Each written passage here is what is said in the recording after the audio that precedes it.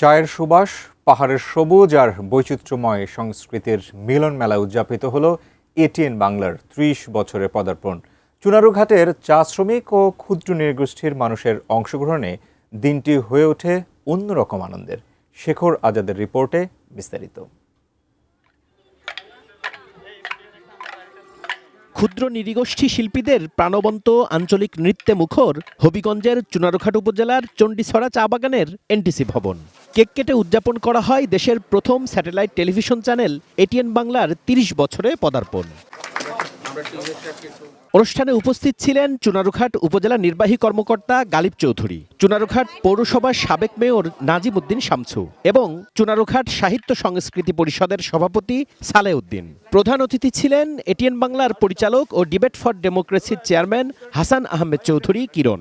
বক্তারা বলেন, ৩ দশক ধরে দেশের ইতিহাস, সংস্কৃতি ও সাধারণ মানুষের কথা তুলে ধরে গণমাধ্যমে গুরুত্বপূর্ণ ভূমিকা রেখে চলেছে এটিএন বাংলা। আমার চা বাগানের শ্রমিকদের মাঝে আজকে যে এটিএন বাংলা এসেছেন, এটাই প্রমাণ করে যে আসলেই যে কথাটা বলা হয় অবিরাম বাংলার মুখ, আসলে এটাই তো বাংলা। যারা আজকে অবহেলিত চা শ্রমিক, তাদেরকে নিয়ে যে আমরা কেক কাটতে পারছি, আমরা জন্মদিন পালন করতে পারছি, এটা আসলে একটা অনন্য দৃষ্টান্ত।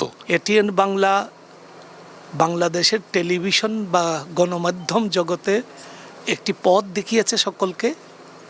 এই পথ ধরে বাংলাদেশে আজকে প্রায় ৪৪টার মতো টেলিভিশন আসছে। এটিএন বাংলার পরিচালক হাসান আহমেদ চৌধুরী কিরণ বলেন, সংবাদে বস্তুনিষ্ঠতা ক্ষুণ্ণ করে এমন কোনো প্রতিযোগিতায় তারা যুক্ত হবেন না। তিনি চা শ্রমিক ও ক্ষুদ্র নৃগোষ্ঠীর অংশগ্রহণে একটি রিয়েলিটি শো আয়োজনের আশাবাদ ব্যক্ত করেন। এটিএন বাংলা তার বস্তুনিষ্ঠ সংবাদ পরিবেশনের ক্ষেত্রে ইতিপূর্বে যেভাবে তারা চেষ্টা করেছে, ভবিষ্যতেও তারা বস্তুনিষ্ঠ সংবাদ পরিবেশন করবে।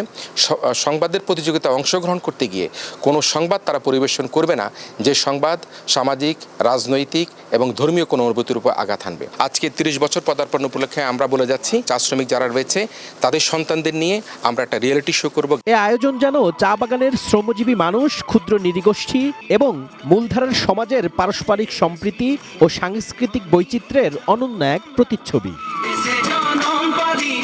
Shekhar Azad, ATN news, Chunarughat, Habiganj.